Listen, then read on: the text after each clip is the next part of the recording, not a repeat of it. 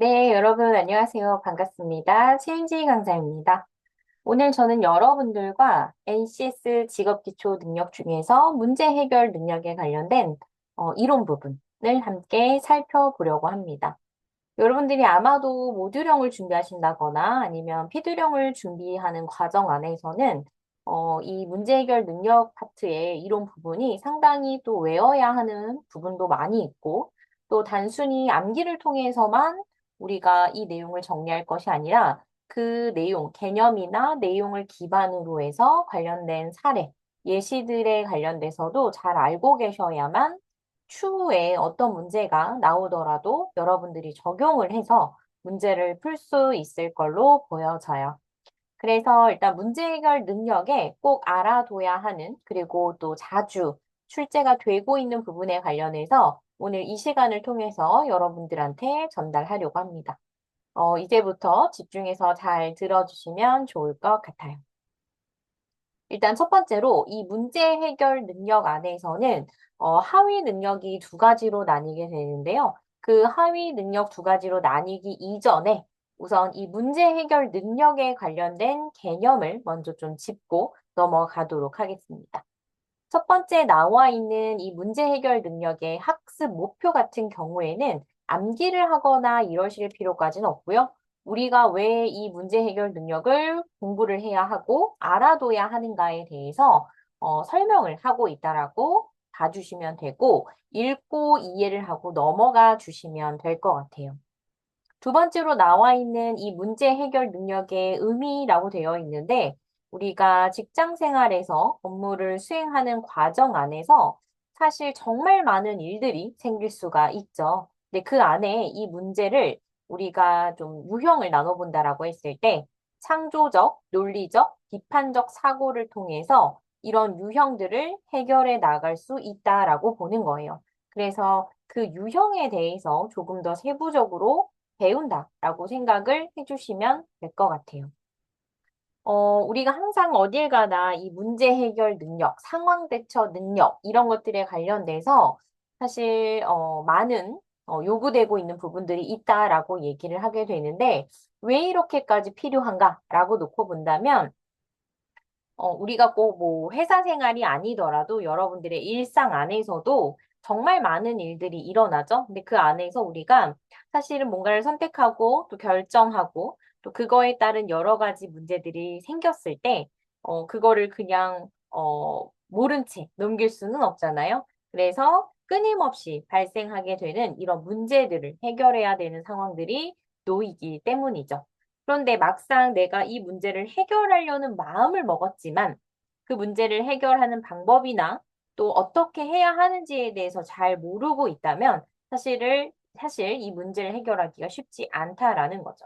그리고 문제는 딱 하나, 뭐 두 가지, 이렇게 세 가지 이렇게 나뉘면 너무 좋겠지만 여러 가지의 어떤 원인이라던가 여러 가지 일들이 좀 다양하게 복잡하게 어우러져 있는 경우들도 있죠. 그래서 그런 부분에서 우리가 어떻게 해결을 해 나갈 수 있는가에 대해서 알아볼 수 있는 그런 내용이라고 보시면 될 것 같아요. 두 번째로는 새로운 문제의 신속한 발견, 그리고 정확한 해결책 창출 요구라고 되어 있는데요. 말 그대로 문제를 우리가 인식을 했다면 당연히 그걸 해결하려는 의지가 필요하다라는 거고요. 또 문제의 원인 분석, 또 그 분석 결과를 토대로 해서 해결안을 도출할 수 있는 능력도 필요하다라고 봅니다. 세 번째로는 다양한 해결 방안 중에서도 우리가 뭐가 중요해요? 실행 가능성. 우리가 실행을 할 수 없는 거에 대한 방안을 내놓는다면 사실은 아무리 그게 해결 방안이라 하더라도 해결될 수가 없는 거죠. 그래서 해결 방안 안에서도 실행 가능성 그리고 중요도를 고려한 논리적인 해결책 선정 능력이 필요하다. 그래서 지금 나와 있는 이 문제 해결 능력의 필요성은 우선은 알아두시면 될 것 같아요. 너무 중요해서 암기를 꼭 해야 된다라기보다는 사실 아마 여러분들이 읽었을 때 이해가 되지 않는 내용이라던가 어려운 단어라던가 이런 부분에서 충분히 잘 이해하고 넘어갈 수 있는 내용이기 때문에 이런 것들이 있다라는 것들을 알아두시면 될 것 같습니다. 그렇다면 조금 더 이제 세부적으로 내용을 들어가서 보게 되면 이 문제의 의미와 유형에 관련돼서 살펴보려고 하는데요. 지금 밑에 보시면 더하기 팁으로 되어 있는 부분을 잘 봐주시면 조금 더 이해하기가 쉬우실 것 같아요. 우리가 문제 혹은 문제점이라고 얘기하는 이 두 가지의 어휘가 사실은 다르다라는 거를 지금 이 시간을 통해서 여러분들이 알아두시면 될 것 같은데요. 문제라는 거는 우리가 해결해야 하는 과제, 그리고 어떤 답이 필요하다라는 거에 대한 요구하는 질문이라고 봐주시면 돼요.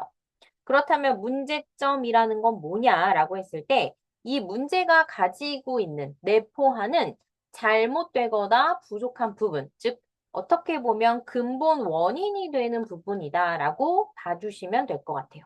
그러니까 문제라는 거는 우리가 이런 건 어떻게 해야 하지? 라는 질문이라고 한다면 문제점은 그 문제에 관련돼서 정말 근본적인 원인, 우리가 해결해야 되는 아주 광범위한 범위가 아니라 딱 우리가 이거를 해결하면 해결이 될 수 있겠구나 라는 것들을 찾아볼 수 있는 부분이 바로 문제점이라고 봐주시면 될 것 같아요.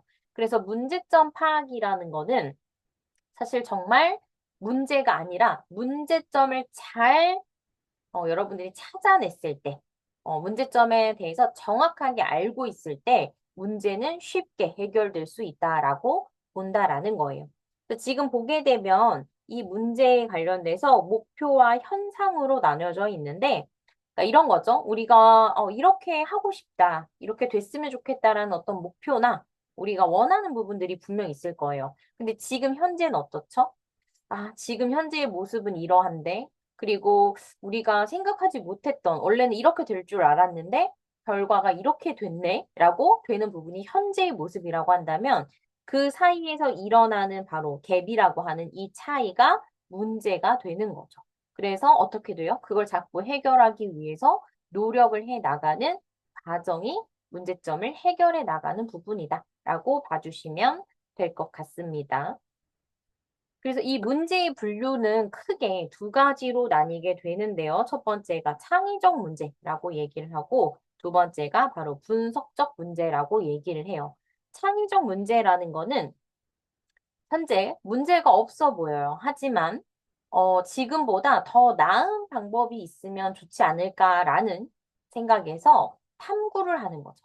그러다 보니까 어떤 문제가 일어나서 해결한다라고 하면 앞에서 설명드린 것처럼 문제나 문제점이 명확하겠지만 그렇지 않다 보니까 문제 자체가 명확하진 않아요. 근데 이거가 좀 이렇게 나아진다면 어떨까라는 생각에서 시작이 되는 걸 저희가 창의적 문제라고 얘기를 합니다. 그러다 보니까 해결 방법에 있어서는 아이디어를 통해서 해결이 될 수 있다라고 얘기를 하고 또 아이디어가 많이 나오면 나올수록 어때요? 당연히 어떤 해답의 수가 한 가지, 두 가지가 아니라 여러 가지가 나올 수 있죠. 근데 그 여러 가지 안에서도 우리가 최적의 선택을 하게 된다라고 봐주시면 될 것 같아요. 가장 나은 것을 찾는다는 거죠. 그러다 보니까 이 창의적 문제의 어떤 특징들에 있어서는 직관적이거나 감각적인 것들, 그리고 주관적인 내용들이 들어갈 수 있다라고 봅니다. 반면에 분석적 문제라는 거는 어떤 현재의 문제점, 그리고 미래에 생길 수 있는 문제나 또 예견이 되어 있는 문제, 이런 부분들에 관련된 것들을 우리가 제시하는 거죠. 그래서 문제 자체가 명확해요. 그러다 보니까 해결을 할 때도 분석을 하고 논리적인 방법을 통해서 해결이 가능하게 되는 거죠. 그러다 보니 답의 수가 좀 한정되고 정해져 있는 경우가 많아요.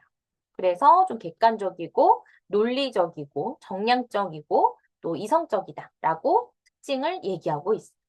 그래서 이 문제 분류에 이제 앞에서 나누는 창의적 문제와 분석적 문제는 이 문제 해결 능력에서 문제의 분류를 크게 두 가지로 나눠 놓은 거라고 보시면 되고 또 아주 자주 또 출제가 되는 부분이기 때문에 여러분들이 구분지어서 잘 알아두시면 좋을 것 같아요.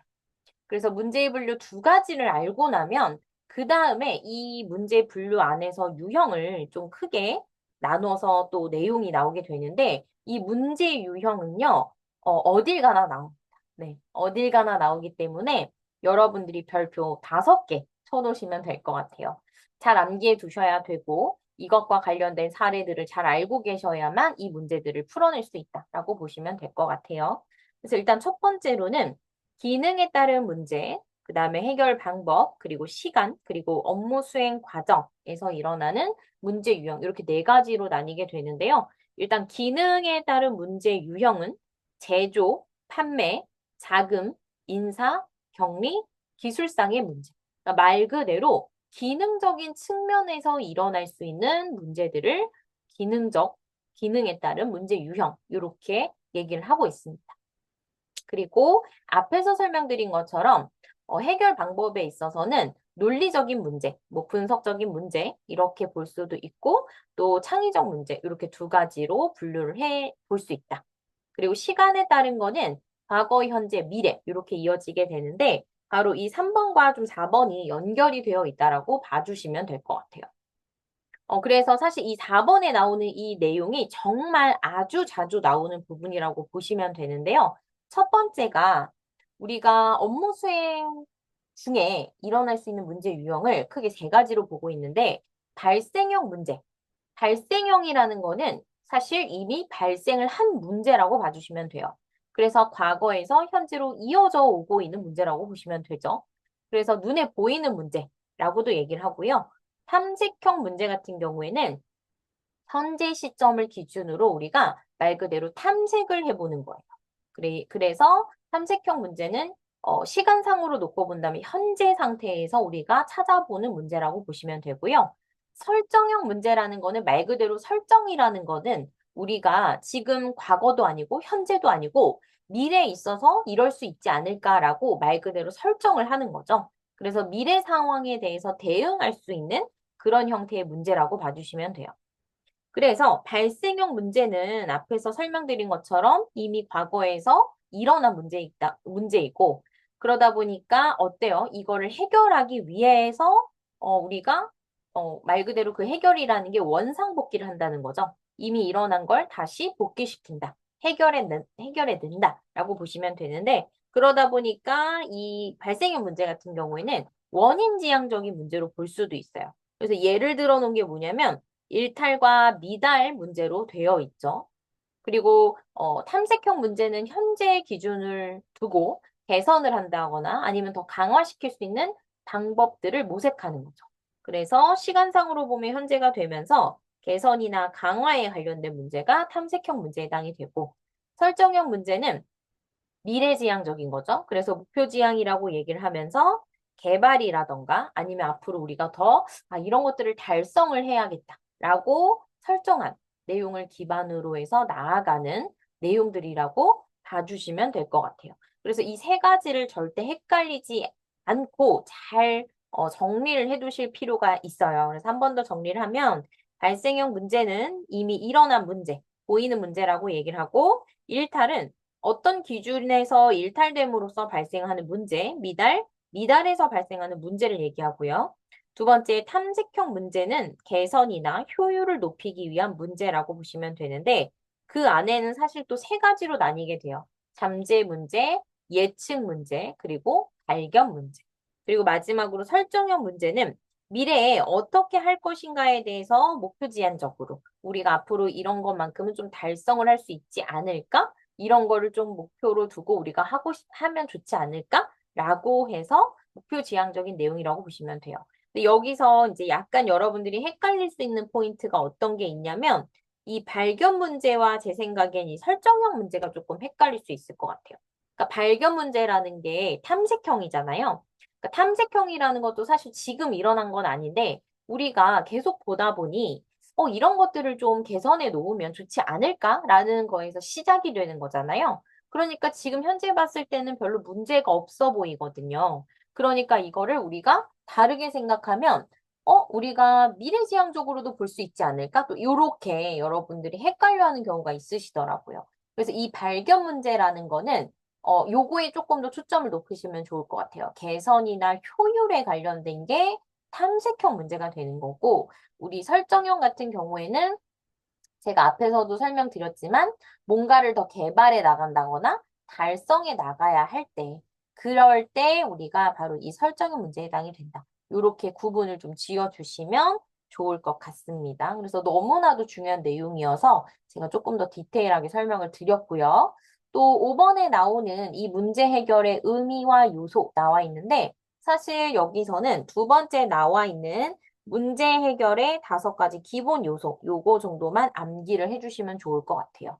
그래서 문제 해결에 있어서 기본 요소 5가지. 누가 봐도 오지선다로 좀 잘 나올 수 있겠죠? 그래서 체계적인 교육 훈련, 문제 해결 방법에 대한 지식, 그리고 문제 관련 지식에 대한 가용성, 문제 해결자의 도전 의식과 끈기, 마지막으로는 문제에 대한 체계적인 접근이 필요하다. 그래서 이 5가지가 기본적으로 필요하다라고 봐주시면 좋을 것 같고요. 6번째로 나와 있는 문제 해결의 기본적 사고와 방법이라고 되어 있는데, 여기서도 마찬가지로 요 6번에 나와 있는 내용은 전체적으로 정말 빈출도가 높은 이론이에요. 그래서 우리가 말 그대로 문제 해결의 기본적 사고에는 분석적 사고, 전략적 사고, 발상의 전환, 그리고 내 외부 자원을 활용하는 것, 이 4가지 있죠? 그러니까 앞에서 여러분들이 이런 거 헷갈리시면 안 돼요. 앞에서는 문제 해결의 5가지 기본 요소가 되는 거고, 뒤에서 나오는 거는 문제 해결의 기본적 사고예요, 사고. 우리가 가져야 되는, 생각하는 방법이죠. 그래서 분석적으로 사고를 해야 되고, 전략적으로 사고를 해야 되고, 또 발상을 좀 전환시켜 볼 수도 있어야 되고, 또 내부와 외부의 자원을 잘 활용하는 게 바로 이 문제 해결에 있어서 기본적인 사고다라고 얘기를 하고 있는 겁니다. 그다음 2번에 나와 있는 이 문제 해결의 방법에 있어서는 3가지가 나오게 되는데 첫 번째가 소프트 어프로치예요. 대부분의 기업에서 활용하는 문제 해결 방법이고 그러니까 이렇게 보시면 돼요. 좀 직설적이라기보다는 좀 은근히 그래서 지금 보시면 시사나 암시를 통해서 의사를 전달해서 문제를 해결한다. 이렇게 나와 있죠. 그리고 그 안에서는 이제 뭐 코디네이터의 역할이라고 되어 있는데 권위나 공감에 의지하여 의견을 중재하거나 타협과 조정을 통해서 해결을 도모하고 결론이 애매하게 끝나는 경우가 있다. 왜냐하면 소프트 어프로치가 뭔가 문제 해결을 할 때, 좀 본인의 어떤 생각이나 의견이나 주장에 관련돼서 좀 상대방을 무조건 설득해야 된다. 혹은 내 의견이 맞다. 이런 태도가 아니라 공감을 하고 또 은근히 드러낸다고 했잖아요. 그러다 보니까 좋은 게 좋은 거지 뭐가 또 될 수도 있는 거예요. 그러다 보니까 좀 해결에 있어서는 좀 두루뭉술한 경향이 있다라고 봐주시면 될 것 같고 두 번째로는 바로 하드 어프로치입니다. 앞에서 봤던 소프트 어프로치랑 어떻겠어요? 네, 반대되는 개념이 되겠죠? 그래서 하드 어프로치는 상이한 문화를 가지고 있는 구성원들의 의견 조정이죠. 그러니까 어떻게 보면 조금 생각이 상이한 문화라는 것 자체가 우리가 좀 생각이 다른 사람들이 모여서 할 수 있다. 그런 구성원들이 모여 있다라고도 보실 수가 있고요. 그러다 보니까 좀 사실과 원칙에 근거해서 서로의 생각을 직설적으로 주장하거나 논쟁이나 협상으로 의견을 조정한다. 그래서 소프트 어프로치하고는 좀 반대되는 거라고 보시면 될 것 같아요. 그리고 마지막으로 나와 있는 이 퍼실리테이션이 아마도 제일 자주 나오는 부분일 거예요. 그리고 소프트 어프로치랑 하드 어프로치는 두 개를 좀 비교하는 형태의 문제가 자주 나올 수 있겠죠. 근데 어쨌든 여기서 이 퍼실리테이션이라는 거는 사람 사이의 상호작용을 촉진시키는 촉진자의 역할이라고 봐주시면 될 것 같아요. 그래서 어떤 그룹이 결정을 올바르게 잘 내릴 수 있도록 보조하는 역할이고 어떤 해답을 준다는 것이 아니고요. 이 방향성을 제시하고 또 주제에 대해서 공감을 하면서 함께 문제 해결을 도와나가는 보조자의 역할을 한다라고 봐주시면 될 것 같아요. 장점으로 지금 봤을 때 초기에 생각하지 못했던 창조적인 해결 방법을 도출해낼 수도 있는 거죠. 그러니까 우리가 처음에 생각했을 때는 요렇게만 되겠다라고 생각을 할 수 있는데 나중에 결론을 봤더니 우리가 처음에 생각하지 못했던 방법으로 해결이 되기도 한다는 거예요. 그리고 구성원들이 좀 자율적으로 뭔가 본인의 의견을 잘 얘기할 수 있도록 도와주는 역할도 한다. 이렇게 봐주시면 됩니다. 자, 그렇다면 이제 하위 능력으로 들어가서 첫 번째 하위 능력인 바로 이 창의적 사고에 관련돼서 한번 보도록 하겠습니다. 우리가 하위 능력이 이제 첫 번째로 보면 사고력 파트에 해당이 되는데 그 사고력 파트 안에 첫 번째가 바로 창의적 사고예요. 앞에서도 잠깐 언급을 했었기 때문에 여러분들이 어렵진 않으실 것 같은데, 문제 해결을 할 때 요구되는 능력이고, 새로운 아이디어를 결합하면서 또 다른 아이디어를 만들어내기도 한다. 그래서 창의적 사고의 특징은 정보와 정보의 조합이고, 사회나 개인에게 새로운 가치를 창출할 수 있고, 또 창조적인 가능성을 가지고 있다. 이렇게 이해를 해주시면 되고, 중요한 건 바로 요 세 번째. 창의적 사고가 있느냐라고 물어보면 이제 대부분이 저는 그런 게 없어요. 라고 많이 얘기하시죠. 근데 바로 이 창의적 사고를 개발할 수 있는 방법이 있다는 거예요. 그걸 세 가지로 나눠놨는데 첫 번째가 바로 자유연상, 그리고 두 번째가 강제연상, 그리고 세 번째가 바로 비교 발상법이라고 얘기를 해요. 뒤에서 또 하나하나 좀 세부적으로 볼까 하는데요. 첫 번째로 나와 있는 이 자유연상법 같은 경우에는 어떤 주제에서 생각나는 거를 그냥 계속 이어서 열거해 나가는 거예요. 우리가 그거의 대표적인 방법 중에 하나가 바로 브레인스토밍이라고 얘기를 하는데 이 브레인스토밍이 집단의 효과를 살려서 아이디어의 연쇄 반응을 계속 일으키는 거죠. 그러니까 누군가가 예를 들어 어떤 아이디어를 냈어요. 그럼 그 다음 사람이 이어서 이 얘기를 듣다 보니 난 이런 아이디어도 나오네. 계속 이렇게 이어지고 이어지고 이어지면서 우리가 원하는 최적의 어떤 해결책을 만들어내기도 한다는 거예요. 그래서 진행 방법에 있어서는 일단 주제는 좀 명확하게 설정이 되는데 구성원들끼리 서로 얼굴을 보고 서로 이제 본인들이 자유롭게 발언을 하고 또 기록도 하면서 근데 단 어떤 누군가가 아이디어를 냈을 때 평가하거나 비판하는 건 절대 안 돼요. 그래서 4대 원칙이 존재를 하게 되는데 비판 언금, 자유 분방, 질보다는 양, 그리고 결함과 개선을 이용해서 바로 이 브레인스토밍을 이어나간다라는 겁니다. 즉, 창의적 사고 개발 방법의 첫 번째는 자유연상, 자유롭게 연상하는 방법의 대표적인 방법이 바로 브레인스토밍이다 라고 기억을 해주시면 될 것 같고요. 두 번째로는 강제 연상법인데 말 그대로 뭐겠어요? 강제로 연결짓는 거예요. 그래서 강제로 연결지어서 또 발상을 했을 때 그 안에서 해결책이 도출되기도 한다는 거죠. 그래서 그 대표적인 방법이 바로 체크리스트다. 그래서 우리가 뭔가 관련된 것들에 대해서 어떤 기능이나 또 성질 등을 나열하다 보니 그것과 이어져서 그 안에서 아이디어가 도출이 되기도 한다라는 거예요. 그래서 두 번째가 바로 강제연상법의 체크리스트라고 봐주시면 되고, 세 번째 마지막으로 비교 발상법이에요. 딱 들어보시니까 뭔가를 비교하는 거구나 라는 걸 아실 수도 있는데요. 어떤 주제에 관련돼서 유사한 대상, 그리고 힌트를 삼아서 아이디어를 내는 방법이라고 봐주시면 될 것 같아요. 근데 이게 단순히 겉모양만 보고 비슷한 것끼리 묶어서 생각한다거나 이런 것이 아니라 어떤 주제에 관련된 속성이나 또 구조나 원리에서 공통점을 찾아내기도 한다는 거예요.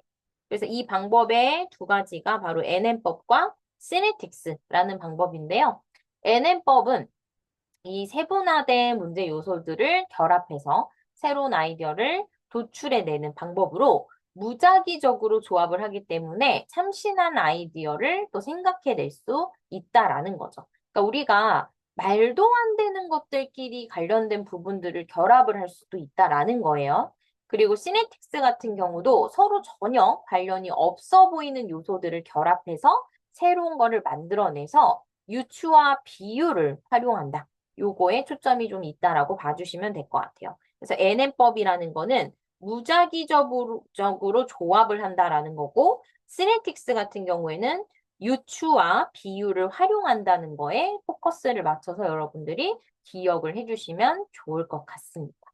그래서 자유연상법, 그리고 강제연상법, 그리고 비교발상법도 너무 자주 출제가 되는 내용이니 잘 기억을 해주시면 좋을 것 같아요. 창의적 사고에서는 좀 암기해야 되는 부분들이 좀 나왔었죠.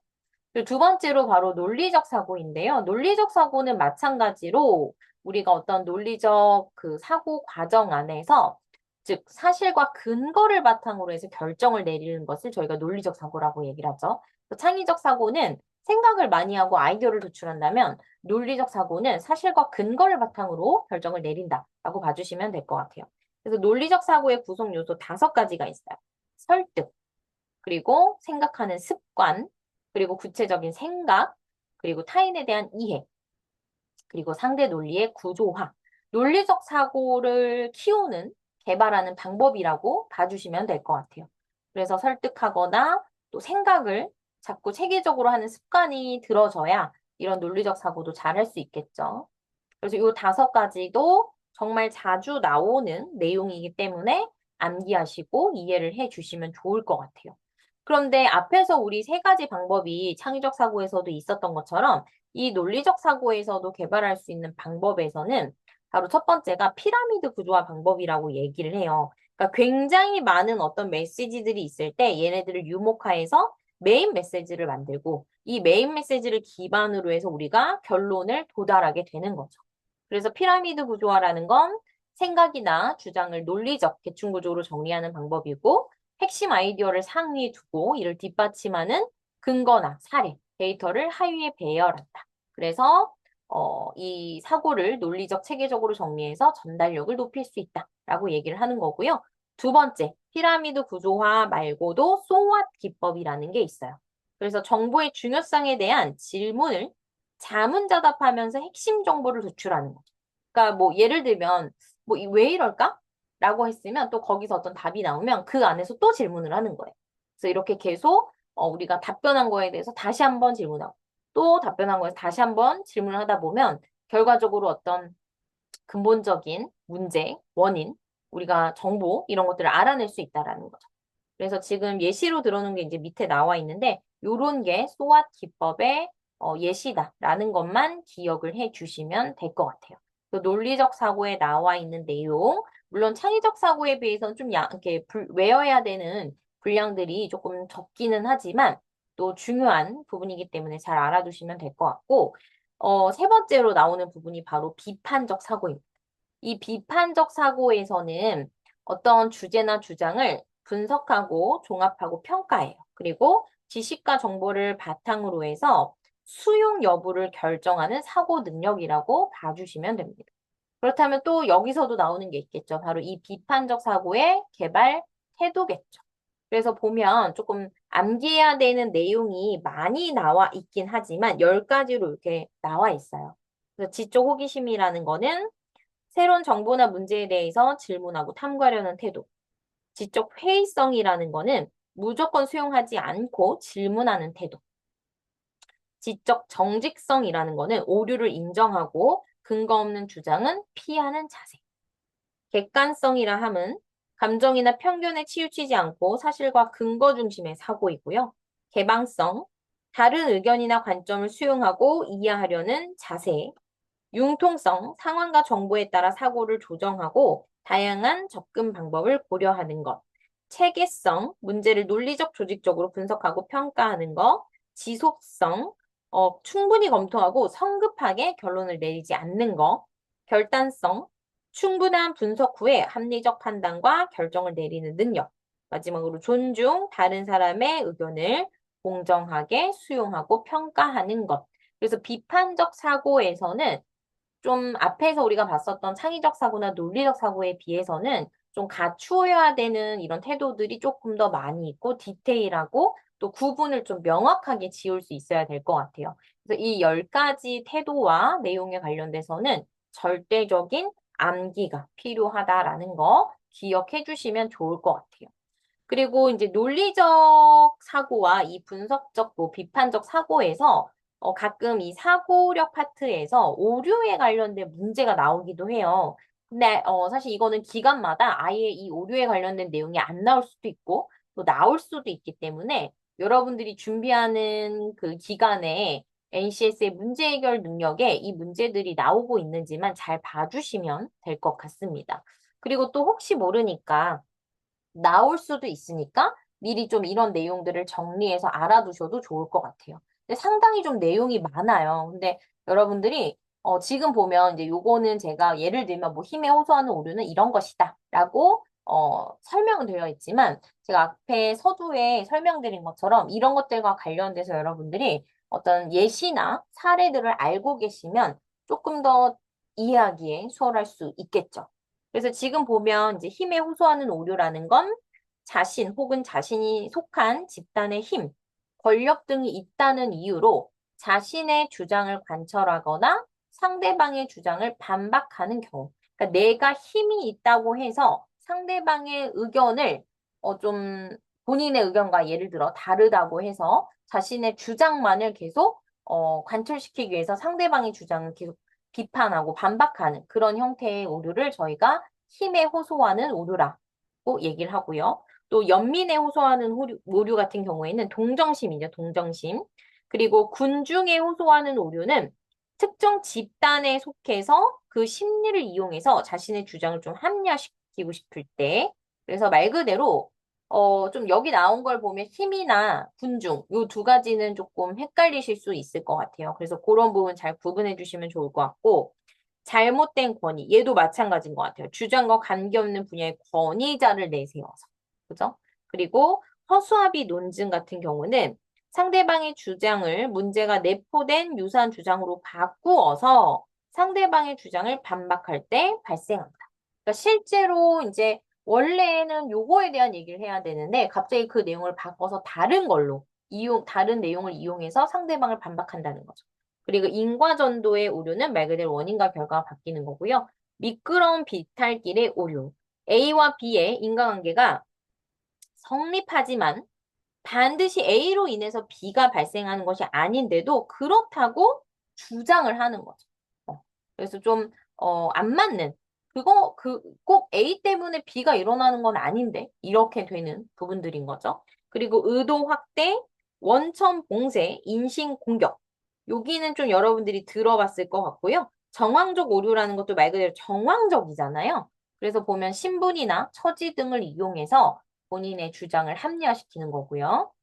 그다음 또 피장파장, 이것도 들어보셨을 것 같고, 무지에 근거한 오류, 또 우연의 오류, 성급한 일반화의 오류, 이런 것들은 아마 여러분들이 일반적으로 좀 들어봤던 오류죠. 그리고 거짓 원인, 공통 원인의 무시, 선결 문제 요구의 오류, 복합 질문의 오류, 은밀한 재정의 오류, 애매어, 애매어나 애매문도 정말 많이 쓰죠.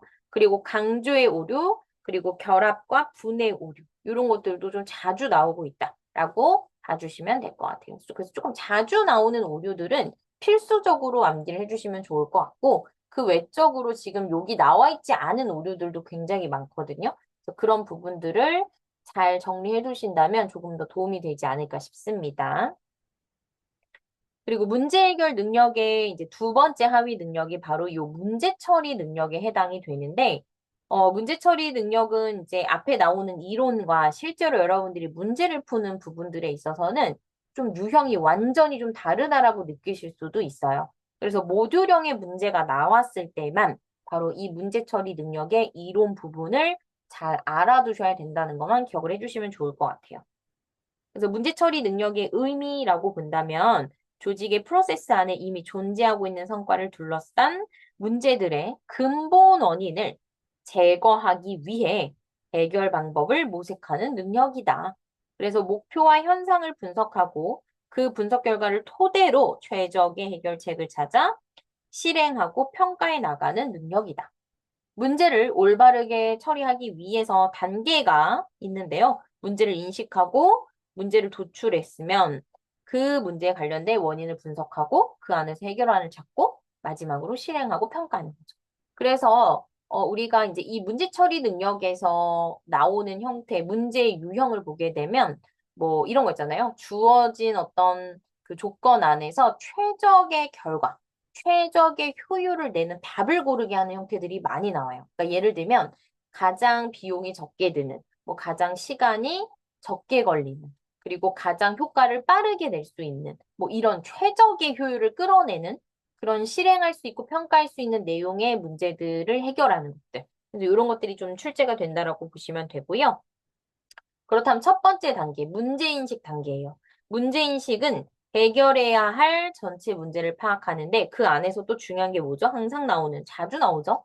우선순위를 정해야 돼요. 그래서 그 우선순위를 정한 걸 기반으로 환경 분석, 그리고 주요 과제 도출, 과제 선정의 과정이 필요하게 되는데 바로 여기서 나오는 이 환경 분석에서 이제 자주 또 나오는 게 수학 분석하고 연결이 되죠.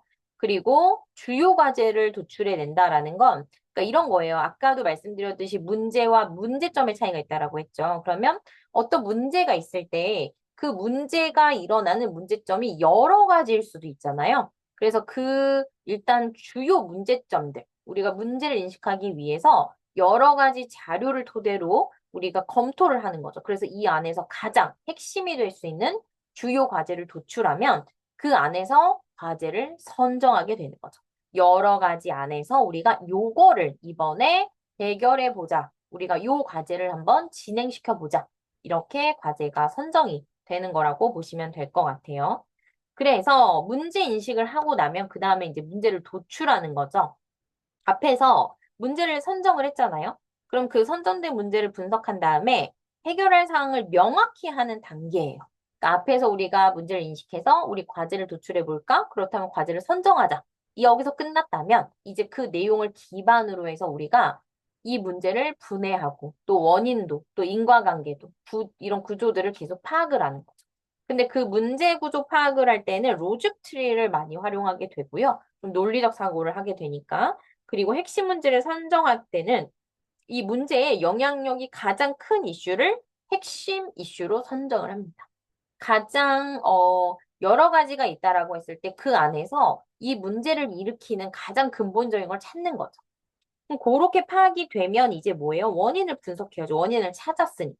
그래서 근본 원인을 도출하는 단계로서 핵심 이슈에 대해서 가설을 선정한 후에 가설 검증을 위해 데이터를 수집하고 분석해요. 그래서 데이터 수집 및 분석, 정리, 가공, 해석이 끝난 후에 원인을 파악하는 절차로 진행이 된다. 그래서 보시면 이슈 분석이 있고요. 데이터 분석이 있고, 그리고 과제를 선정한다라는 단계를 거쳐서 우리가 원인을 분석하는 거죠. 그래서 원인을 분석할 때는 이런 것들이 있다. 이슈 분석, 데이터 분석, 과제 선정. 그래서 요 지금 나오는 5단계 안에서도 각각의 단계 안에서도 또 나뉘어지는 부분들이 있죠. 그래서 이런 부분들은 모듈형으로 출제가 된다라고 하면 암기가 필요한 부분이긴 합니다. 근데 어렵게 나오지는 않아서 여러분들이 이 단계에 따라서 이해만 잘하고 넘어가시면 좋을 것 같아요. 그렇다면 자, 우리 이제 어때요? 원인도 분석했잖아요. 그러니까 해결안을 만들어야죠. 선정도 했으니까. 그래서 문제로부터 도출된 근본 원인을 효과적으로 해결할 수 있는 최적의 해결 방안을 수립하는 단계. 그래서 해결안을 도출하고 평가한 다음에 최적안을 선정하는 것까지 바로 이 안에서 이루어진다라고 보시면 될 것 같아요. 그리고 마지막으로는 이 앞에서 정리된 내용을 기반으로 해결안을 다시 평가해보고 그 안에서 최적안을 선정하는 거죠. 그래서 해결안 평가 및 최적안 선정 과정에서는 문제, 원인, 방법을 고려해서 해결안을 평가하고 가장 효과적인 해결안을 선정하게 된다. 해결안 선정은 중요도와 실현 가능성을 고려해서 종합적인 평가와 각 해결안의 채택 여부를 결정하는 과정이다. 우리가 그냥 뭐 이게 가장 좋지 않겠어? 라는 것이 아니라 여러 가지의 기준 안에서 가장 이것이 맞겠다. 이것이 가장 효과적이겠다. 라는 것들을 일일이 평가하고 그 다음에 선정을 한다라는 거예요. 그러면 이렇게 우리가 선정을 했으니 이제 어때요? 해봐야죠. 그리고 막상 이것을 실행에 옮겨봤는데 또 그 안에서 문제가 일어날 수 있잖아요. 그래서 그런 부분들을 다시 한번 실행하면서 평가하는 단계, 가장 마지막 단계가 됩니다. 그래서 무엇을 어떤 목적으로 언제 어디서 누가 어떤 방법으로에 대해서 이거에 대한 답을 바탕으로 계획도 세우고요. 또 사고를 행동으로 옮길 구체적인 방안을 마련하는 거죠. 그러니까 실제로 이걸 정말 우리가 실행한다면 어떤 식으로 해야 하는지 그냥 해가 아니라 구체적인 방법들을 단계별로 잘 설정을 하게 되는 거죠. 그래서 보게 되면 실행 계획을 수립해요. 그래서 최종 해결안을 실행하기 위해서 구체적인 계획을 수립하면 어때요? 실행에 옮겨야죠. 그래서 실행을 하면서 그 안에서 모니터를 하겠죠. 그런 다음에 실행을 하고 나서 앞에서 말씀드린 것처럼 막상 우리가 이런 실행을 했을 때 나올 수 있는 여러 가지 또 결과들이 있을 거니까 그 결과를 이용해서 평가까지 다시 하고 또 그 안에서 문제가 이루어진다면 다시 한번 그거를 또 고쳐 나가면서 최적의 해결안을 만들어내는 거다라고 봐주시면 좋을 것 같습니다. 자, 우리 문제 해결 능력의 사고력과 문제 처리 능력, 두 가지 하위 능력에 관련된 이론들 살펴봤는데요. 보통 모듈형에서 출제가 된다라고 하면 앞에서 설명드렸던 자주 나오는 빈출 이론, 개념에 관련된 내용들을 잘 암기해두시고 그 내용을 기반으로 잘 비교하실 수 있고 나눌 수 있다라고 한다면 여러분들이 아마 모듈형 문제로 출제가 된다고 했을 때 절대 오답이 나오는 경우는 없을 거라 생각이 들어요. 단순히 이론이나 개념만을 암기하는 것이 아니라, 이 내용이 의미하는 게 어떤 것인지에 대해서도 여러분들이 잘 파악하고 구분할 수 있다면 좋을 것 같습니다.